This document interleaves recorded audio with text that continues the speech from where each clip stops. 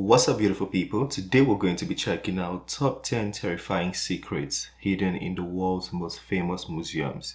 Let's get to it. Another video. My name is Kennedy, and today on Most Amazing, we are going to be counting down the top 10 terrifying secrets hidden in the world's most famous museums. Let's get started. First up in our number 10 spot, the Hands Resist Him painting. As far as paintings go, the Hands Resist Him is probably considered one of the most haunted pieces in the whole world. William Stoneham, the creator, claims the inspiration for the piece came from an old photograph, and somehow, over time, it landed in the hands of a California couple. As the story goes, the sellers who auctioned it on eBay in 2000 kept the painting in their daughter's room. But one morning, the girl claimed that the people in the painting were not letting her sleep at night. So for the girl's peace of mind, they set up a motion sensor camera to prove that no monsters were coming out of the painting. However, to their surprise, they captured some truly frightening activity. They awoke to find photos of the boy crawling from the painting, and others where the doll's face had changed to a very angry disposition while holding a weapon. Not only that, it's also rumored to have been responsible for the death of 3 different men who came into contact with the piece at one time or another. Today you can find Is it like a video? It hidden in the back room of Smith's Perception Fine Art Gallery in Grand Rapids, Michigan, but be warned, those that witness the painting often complain of nausea or extreme physical pain while in its presence. Moving on to number 9,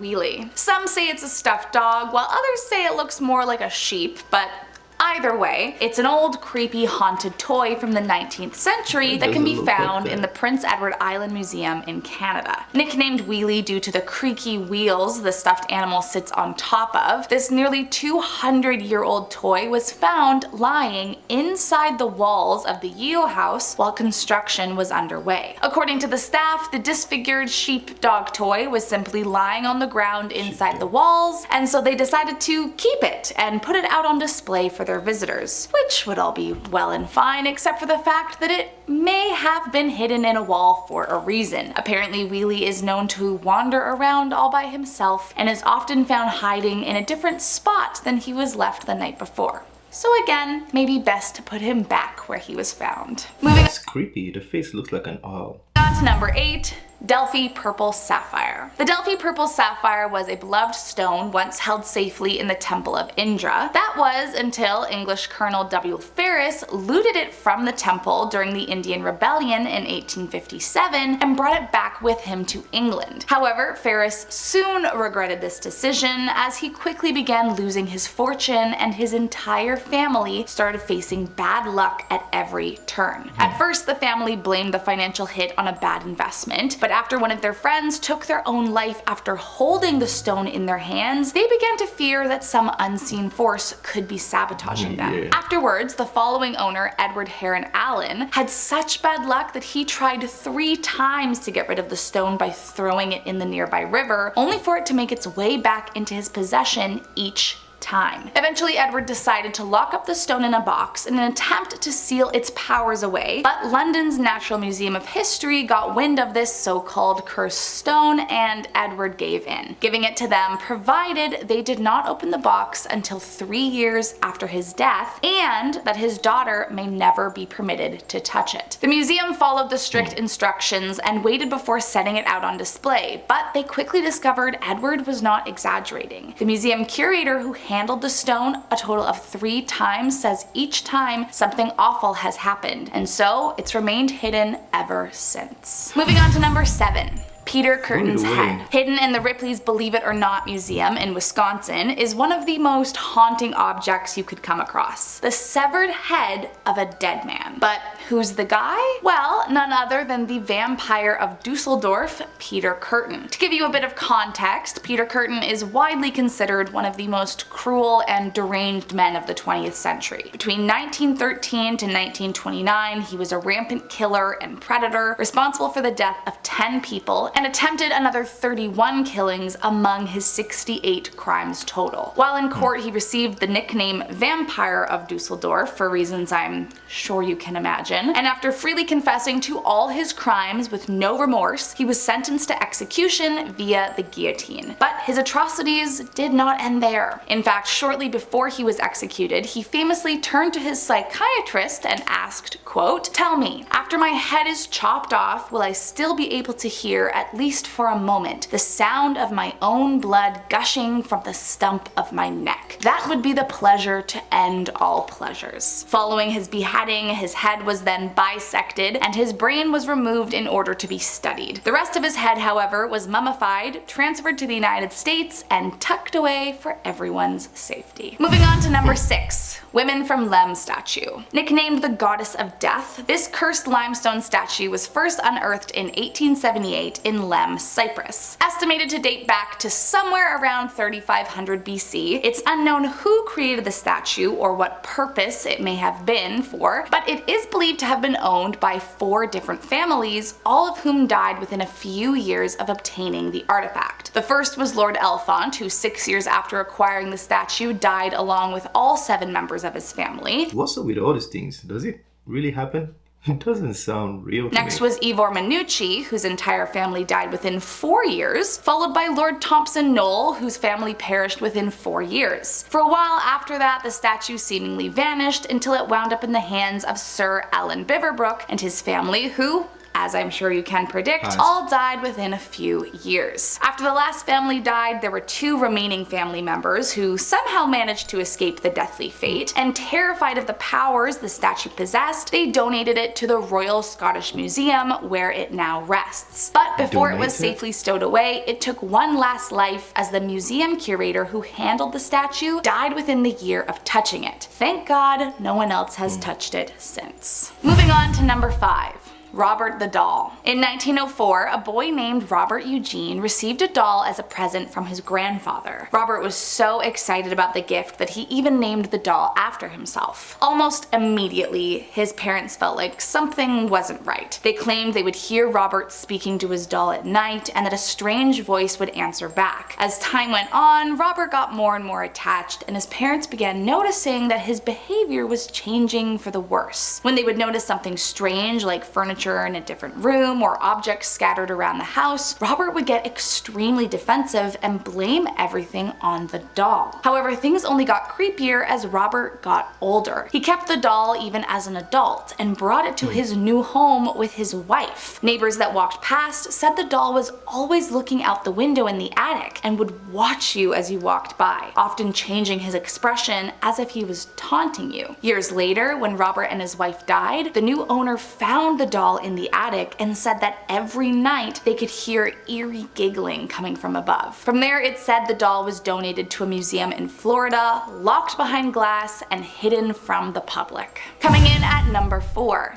Hope Diamond. As the legend goes, back in 1666, a French merchant obtained this beautiful blue diamond after illegally plucking the gem from a Hindu idol and selling it to King Louis XIV, a sacrilegious crime for which he was later mauled to death by dogs for committing. But fast forward a few years to the French Revolution, and the cursed gem was allegedly stolen again, this time disappearing for years only to reappear in the 1800s. For years, experts questioned where this jewel had been hidden, but their curiosity was short-lived, as soon the jewel wasted no time ruining lives of those it interacted with, and has routinely been blamed for several tragedies over the years. Some of the misfortunes include the loss of great fortune, people's deaths, and people taking their own lives, while some even say Marie Antoinette's death could have been linked to her possession of the cursed diamond. Nowadays, this cursed object is safely stowed away as part of the Smithsonian Institution, so let's just hope it's never found and stolen again. Otherwise, who knows what could be unleashed.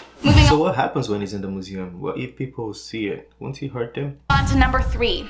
Busby chair. Yeah. As the story goes, Thomas Busby was strangely obsessed and protective of this beloved chair, and killed his father-in-law after he found him sitting in it without permission. Before his execution was finalized, Thomas was given one final request, and he chose to have one last drink in his chair. And according to legend, his last words were, "May death come to anyone who dares sit in my chair." Now, of course, no one took this entirely seriously at first. He was a man facing death and was bound to spew a concerning thing or two. Plus, he was known to be a liar and a killer, so no one really took his words to heart. That was until people actually started dying. After Busby's death, multiple reports arose of one tragedy after another, and each of them came from someone who had sat in the killer's beloved chair. One man was found hanging outside the Busby Stoop Inn after sitting in the chair, and many soldiers who sat in the chair during World War II died days later. But nowadays, for the safety of everyone, the chair lives in England Thirsk Museum, hanging from the ceiling so that no one else can ever accidentally be cursed by the evil seat. Coming in at number 2, Nabrok.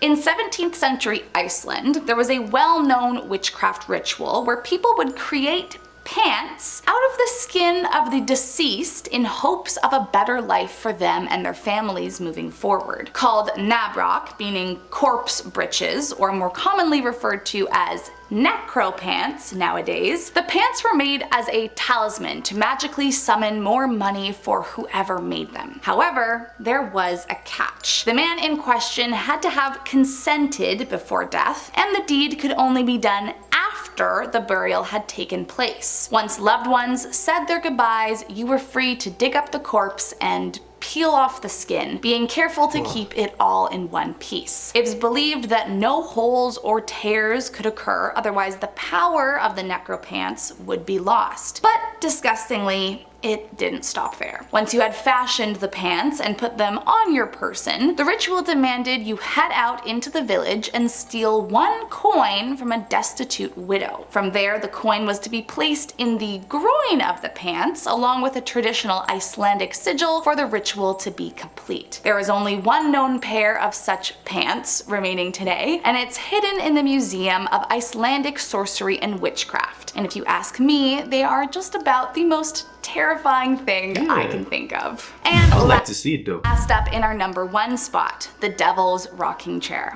In the early 1950s, the Glatzell family received this rocking chair, but by the summer of 1980, this piece of furniture would play a role in an exorcism so famous they made a movie about it. Long story short, young David Glatzell began seeing visions of what he described was a man with big black eyes, a thin face with animal features, jagged teeth, pointed ears, horns, and hooves. Soon after, David was believed to be possessed by the demon living inside the cursed chair, and that is when Ed and Lorraine Warren became involved. Then in comes Arn Johnson, the fiance of David's older sister Debbie, who allegedly during the final exorcism told the demon to leave the boy alone and come into him. As legend has it, the demon moved into Arn, who then shortly after was convicted for killing his landlord, stating in his confession that the devil had made him do it. From there, the cursed chair stayed in Ed and Lorraine's museum for many, many years until Zach Baggin bought it from them.